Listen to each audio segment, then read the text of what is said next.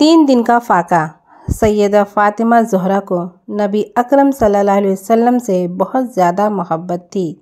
एक मर्तबा नबी अकरम सल्लल्लाहु अलैहि वसल्लम घर में मौजूद थे। सैयदा फ़ातिमा तशरीफ़ लाईं।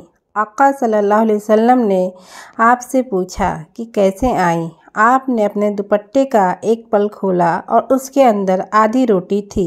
आपने वो रोटी नबी अकरम सल्लल्लाहु अलैहि वसल्लम की खिदमत में पेश की और कहा, अब्बा जान, मैं आपके लिए अपनी तरफ से तोहफ़ा लाई हूँ। पूछा, फ़ातिमा क्या बात है? अर्ज़ किया, ऐ अल्लाह के नबी सल्लल्लाहु अलैहि वसल्लम, हम कई दिनों से भूखे थे। हज़रत अली ने कुछ काम किया और आटा लेकर आए। मैंने रोटियां पकाईं। एक हसन ने खाई, एक हुसैन ने खाई और एक अली ने खा ली। एक रोटी साहिल को दे दी और एक रोटी मेरे लिए बची थी।